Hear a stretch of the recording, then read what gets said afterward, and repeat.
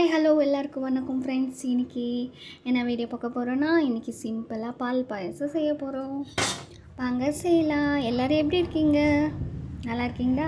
சரி, ஸ்டார்ட் பண்ணிக்கலாம். தேவையான அப்புறம் முந்திரி, திராட்சை, கொஞ்சமாக சேமியா. இப்போ நம்ம இவ்வளோ டேஸ்ட்டாக சூப்பராக செய்யலாம். வாங்க. கனமான கடாய் வச்சுக்கும். கடாய் சூடாகட்டும். அதுக்கப்புறமா ஒரு ஸ்பூன் நெய், ஒரு ஸ்பூன் நெய் சேர்த்துக்கலாம்.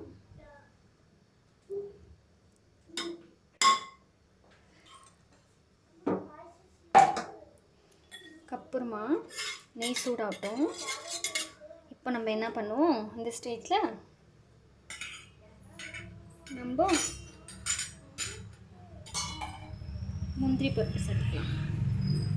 முந்திரி பருப்பு, திராட்சை சேர்த்துட்டு நல்லா ஃப்ரை பண்ணிக்கலாம். இது நல்லா ஃப்ரை ஆகட்டும்.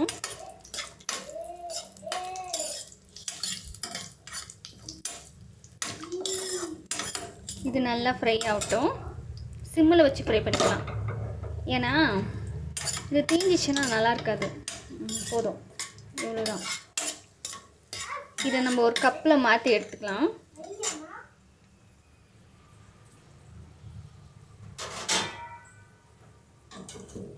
இதை எடுத்து ஒரு கப்பில் வச்சுக்கணும்.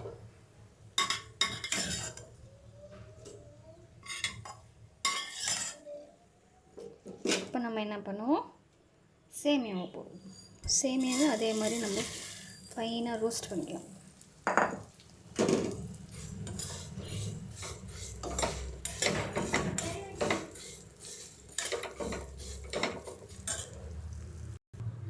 நல்லா ஃப்ரை ஆகிடுச்சு. இந்த ஸ்டேஜில் நம்ம 1 லிட்டர் பால் சேர்த்துக்கணும்.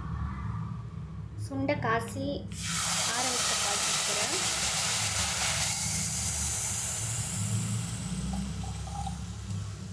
நம்ம இந்த சேமியாவை முழுக்க பால்லே வேக வைக்கலாம். அப்போ தான் அந்த டேஸ்ட் கிடைக்கும். சில பேர் தண்ணியில் வேக வைக்குவாங்க, அது டேஸ்ட் இருக்காது அவ்வளோவா. நான் பாலில் வேக வைக்குவேன், அதனால தான் பால் பாயாசம்.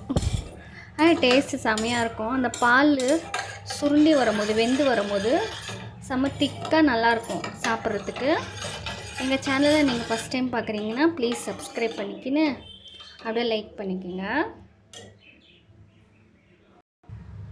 பாருங்கள் ஃப்ரெண்ட்ஸ், இது பாலிலே நல்லா வேகுது சேமியா.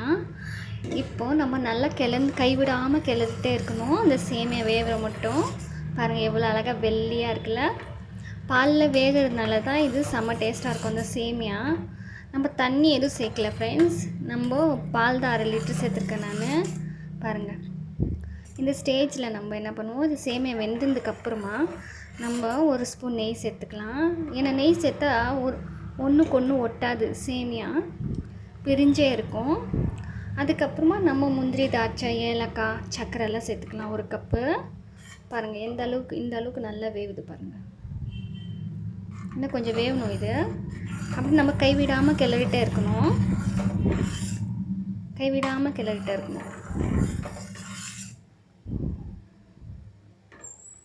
இன்னும் கொஞ்சம் வேகட்டும், ஒரு 5 மினிட்ஸு.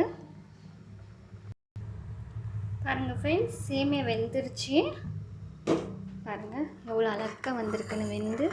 பாருங்கள், நம்ம பால்லே வேகிறதுனால அது சாப்பிட்டாலும் செம்ம நாக்கிலே ஒட்டிகிட்டு இருக்கும் டேஸ்ட்டு. இந்த ஸ்டேஜில் நம்ம என்ன பண்ணுவோன்னா, சர்க்கரை ஒரு கப்பு சேர்த்துக்கலாம். ஒரு கப்பு சர்க்கரை சேர்த்தாச்சு. 2 ஏலக்காய் குட்டி வச்சுருக்கேன், அதையும் சேர்த்துக்கலாம். அதுக்கப்புறமா முந்திரி பருப்பு நம்ம ஏற்கனவே வறுத்து வச்சுருந்தோம்ல, முந்திரியும் திராட்சையும் அதையும் சேர்த்துக்கலாம். சேர்த்துட்டு நல்லா மிக்ஸ் பண்ணிக்கலாம்.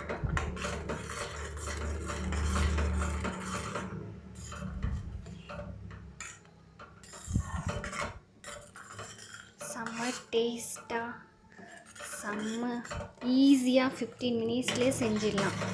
நம்மக்கிட்ட சேமியாவும் பால் இருந்தால் போதும். செம்ம ஈஸியாக டெசர்ட் ரெடி ஆயிடுச்சு. அவ்வளோதான், ரெடி ஆயிடுச்சு ஃப்ரெண்ட்ஸ் நம்மளோட சேமியா பாயாசம்.